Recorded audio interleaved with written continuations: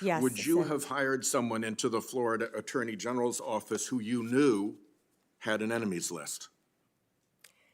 Senator, to cut to the chase, you're clearly talking about Kash Patel. I don't believe he has an enemies list. He made a quote on TV, which I have not heard.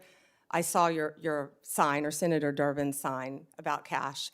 But I know that Kash Patel has had 60 jury trials as a public defender, as a prosecutor. He has great experience in the Intel Department, Department of Defense. I have known Kash, and I believe that Kash is the right person at this time for this job. You'll have the ability to question Mr. Patel. And I'm questioning you right now do. about whether you will enforce an enemies list that he announced publicly on television. Oh, Senator, I'm sorry. There will never be an enemies list within the Department of Justice. Thank you. The FBI's, what is the FBI's role in national security and counterterrorism, and how important is that role? You know, Senator, I believe now more than ever, counterterrorism is so important and vital in our country.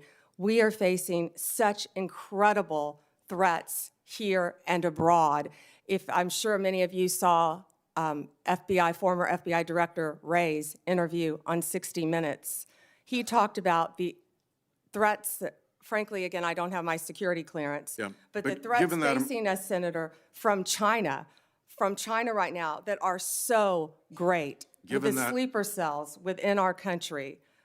Given that importance, is it responsible to call for shutting down the FBI's counterterrorism and national security work? And will you, as Attorney General, impede or shut down the FBI's counterterrorism and national security work? Senator, 2 questions. Senator, I believe that national security is vital right now for our country on so many fronts. I could continue to discuss many others. And the FBI's role in that? And the FBI plays a vital role in counterterrorism which you throughout will our or will world. not shut down. I will look at each agency. I have no intention of shutting anything down right now, Senator. I am not in that office yet, and if confirmed, I will look at each individual agency and how it should be managed, but counterterrorism right now in our world is vital. You have said that Department of Justice prosecutors will be prosecuted in the Trump administration. What Department of Justice prosecutors will be prosecuted and why? I said that on TV. I said prosecutors will be prosecuted, to finish the quote, if bad. Investigators will be investigated. You know, we all take an oath, Senator, to uphold the law. None of us are above the law. Let me give you a really good example of a bad lawyer within the Justice Department, a guy named Klein Smith, who altered a FISA warrant, one of the most important things we can do in this country. So will everyone be held to an equal,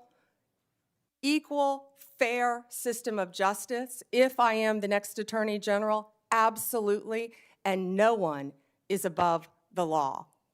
Under what circumstances will you prosecute journalists for what they write? I believe in the freedom of speech. Only if anyone commits a crime. It's pretty basic, Senator, with anything, with any victim. And this goes back to my entire career for 18 years as a prosecutor and then 8 years as Florida's Attorney General.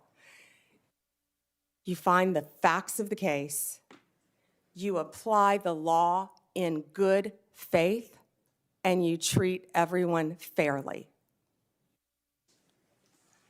And it would not be appropriate for a prosecutor to start with a name and look for a crime. It's a prosecutor's job to start with a crime and look for a name, correct? Senator, I think that is the whole problem with the weaponization that we have seen the last 4 years and what's been happening to Donald Trump. They targeted Donald Trump.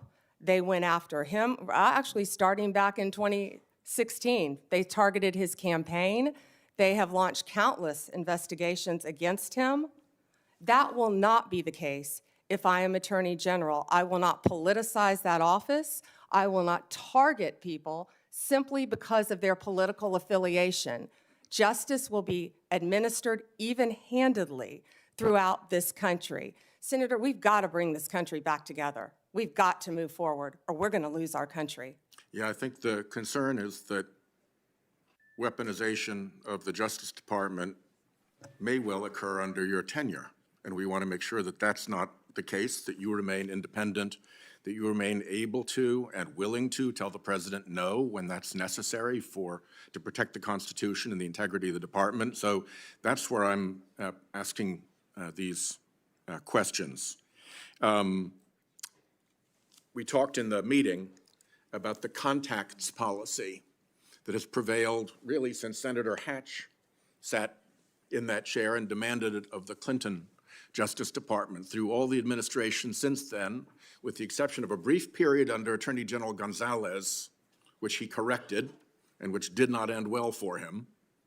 There has been a contacts policy that limits contacts between the White House and the Department of Justice to a very few senior officials on each side. In your role as Attorney General, if you are confirmed, will you maintain, defend, and enforce that longstanding contacts policy? Senator, yes, I will meet with White House counsel, and I will meet with the appropriate officials and follow the contacts policy. My time has expired. Thank you, Ms. Bondi.